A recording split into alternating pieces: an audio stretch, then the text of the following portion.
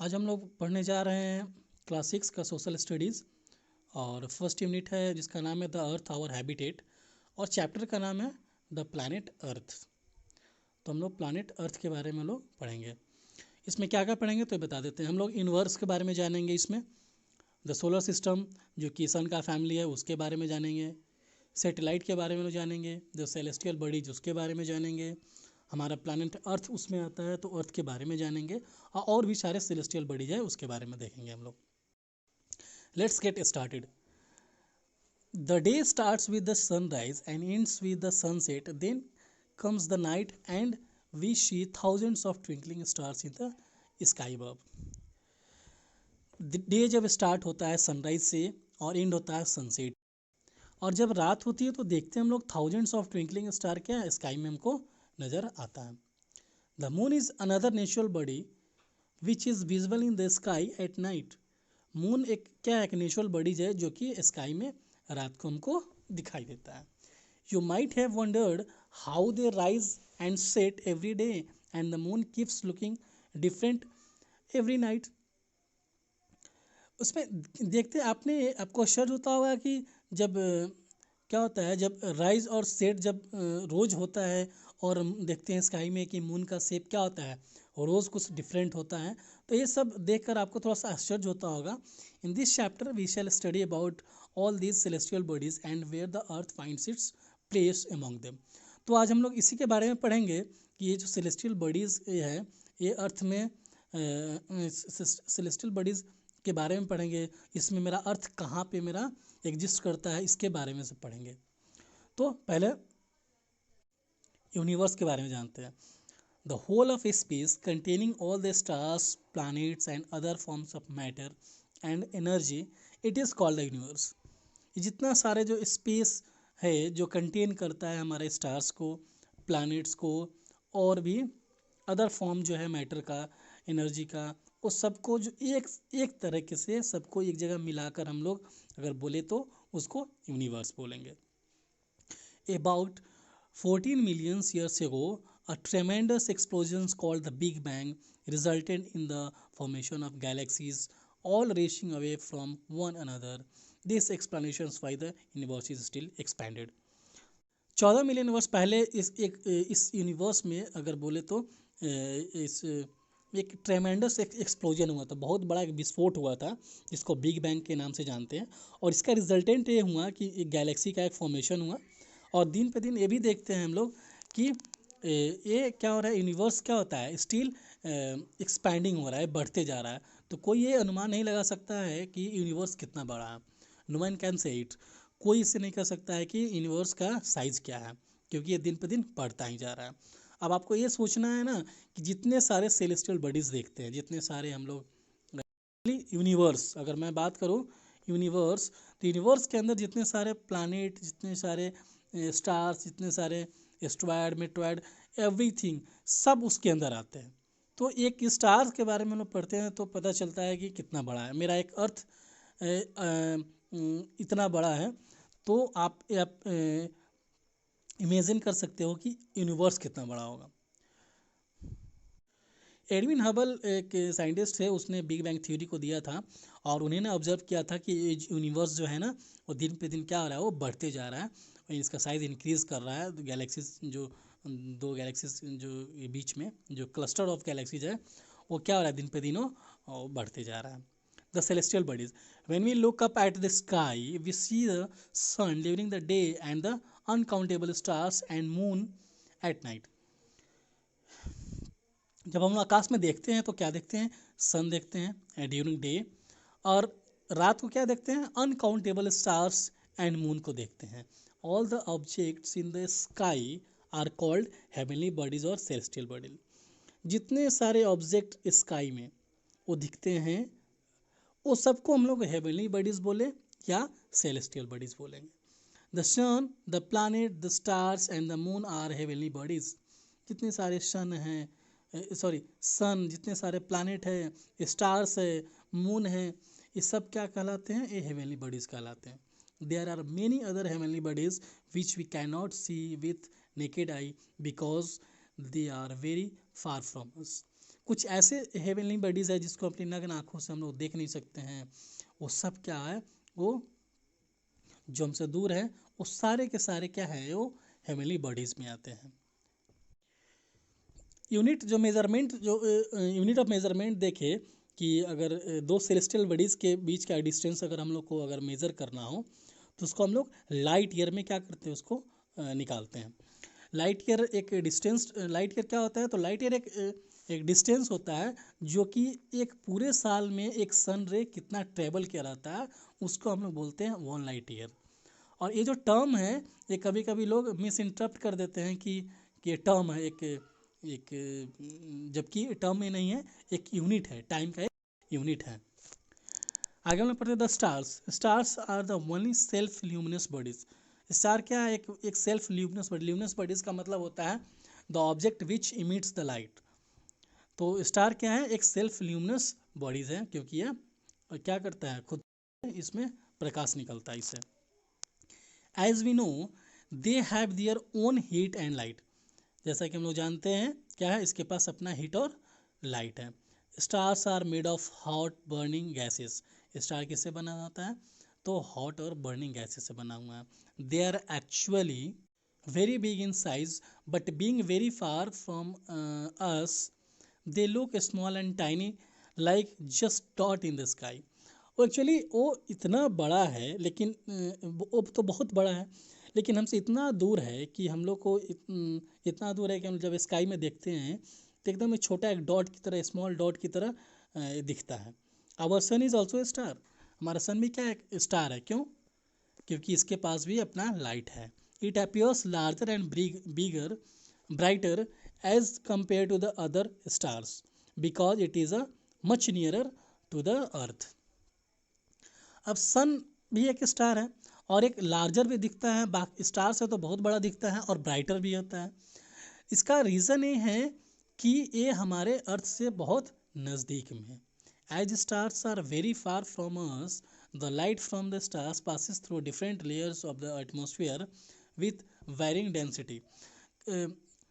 Star को देखा जाए तो ये भी बहुत दूर है और इसका लाइट जो है ना, ये इस एटमॉस के डिफरेंट डिफरेंट लेयर से होकर जाता है और डिफरेंट डिफरेंट डेंसिटी का इसका लाइट होता है। As a result star seems to be twinkling, इसलिए उसका पूरा का पूरा लाइट यहाँ तक आ नहीं पाता है। और इस एटमॉस्फेयर में डस्ट जो होते हैं, वो डस्ट इस लाइट पे पड़कर क्या करता है, हम लोग को वो ट्विंकलिंग की तरह दिखाई देता है, वो ट्विंकल करता है। The distance space are extremely vast and can not be measured in kilometre और माइल्स। डिस्टेंस स्पेस का इतना ज़्यादा है कि हम लोग किलोमीटर और माइल्स में हम लोग एक्सप्रेस नहीं कर सकते हैं। We express this great distance in term of light years.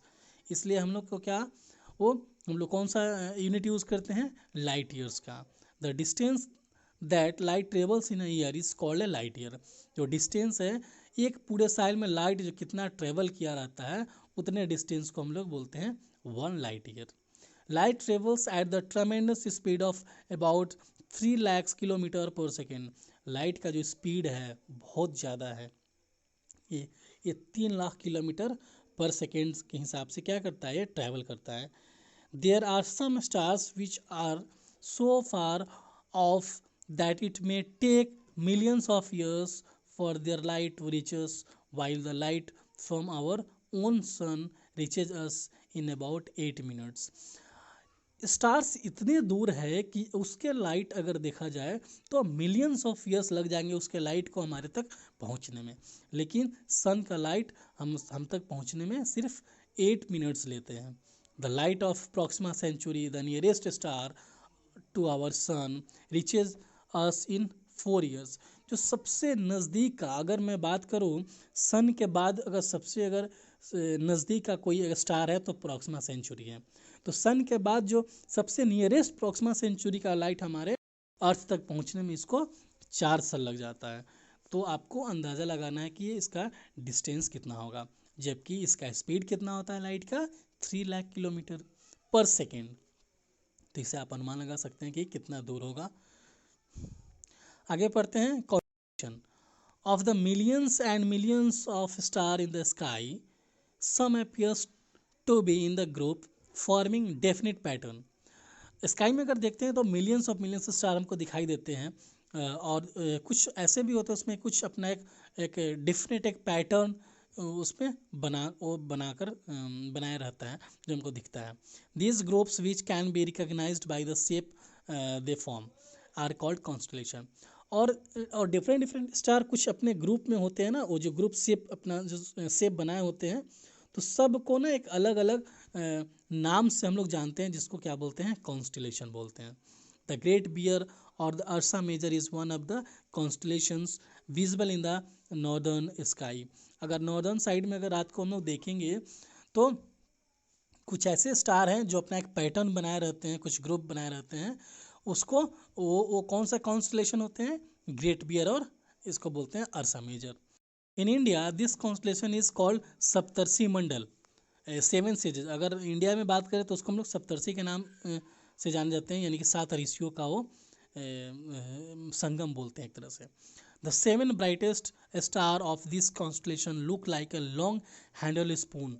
ये जो 7 स्टार है जो दिखने में एकदम लगता है कि एक स्पून का एक लॉन्ग हैंडल, जिसमें एक स्पून में लंबा हैंडल लगा हुआ, उस तरह कॉन्स्टलेशन दिखाई देता है। The two stars called pointer at the head of the constellation. जो 2 स्टार जो होता है उसको 2 स्टार को बोलते हैं पॉइंटर, और उसके उस कॉन्स्टलेशन के हेड पे लगे होते हैं। Always point towards the pole star. ये हमेशा नॉर्थ साइड में देखेंगे इस स्टार को, जो बहुत ज़्यादा चमकता है, और इसका इस पे पॉइंटर इस पे लगा रहता है इसके हेड पे, उसको हम लोग पोल स्टार बोलते हैं। The pole star which is known as the north star और Polaris is almost directly above the north pole. बिल्कुल, ये नॉर्थ जो पोल स्टार जो होता है उसको हम लोग नॉर्थ स्टार के नाम से भी जानते हैं। ये ऑलमोस्ट क्या होता है, नॉर्थ पोल की तरफ दिखता है। This helped navigators determine the northern direction before the invention of the magnetic compass. जब मैग्नेटिक कंपास हमारे पास नहीं था किसी भी डायरेक्शन को बताने के लिए, तो पहले नेविगेटर जब जाते थे, जब समुद्र में निकलते थे, तो इसी पोल स्टार को देख के वो अपना डायरेक्शन फिक्स करते थे कि इधर नॉर्थ साइड है, तो बाकी एक तरफ अगर डायरेक्शन पता चल जाए तो बाकी सब पता कर लेते हैं। तो ऐसा ही पता करते थे लोग। The solar system, the family of sun. Solar system means family of the sun.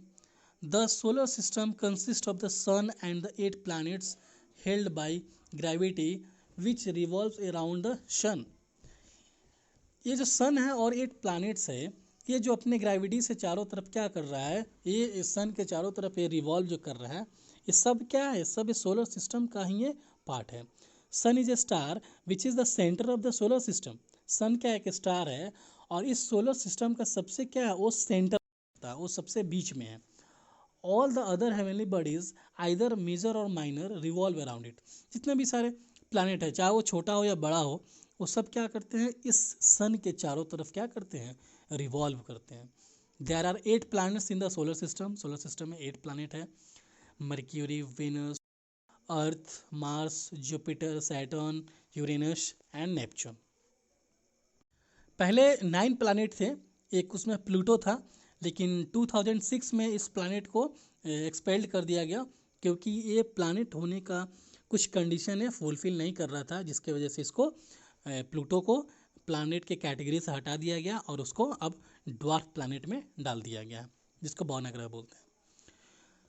The sun is one of the 100 billion stars in the giant galaxy which is called the Milky Way. Sun is one of the 100 billion star. 500 billion years पहले जो formation जो किया गया था एक milky वे का, उस milky वे में 100 बिलियन स्टार्स है, जायंट गैलेक्सी है, उसमें से सन एक हमारा है। सन एक हमारे स्टार है। It is a hot gaseous sphere mass of hydrogen and helium which is continuously radiating heat and light energy in all direction। कह रहा है कि ये हॉट स्फेरिकल है, और यहाँ पे क्या है, मास ऑफ हाइड्रोजन। यहाँ पे कौन कौन से गैस है सन पे, हाइड्रोजन और हीलियम गैस है, जो कंटिन्यूसली क्या करता है, वो रेडिएट करता है हीट और लाइट सारे डायरेक्शन में। It is the main source of heat and light energy in the solar system. और पूरे सोलर सिस्टम का ये सबसे पूरे सोलर सिस्टम का बोले तो लाइट गिविंग बॉडीज़ है, सबको ये लाइट यही देते हैं, एनर्जी सबको लाइट और एनर्जी सन ही देता है। It is about 13 lakhs times bigger than the earth. अगर साइज़ की बात देखा जाए तो ये अर्थ से लगभग 13 लाख गुना बड़ा है। अब अर्थ इतना बड़ा है तो अर्थ से 13 लाख गुना बड़ा सन है।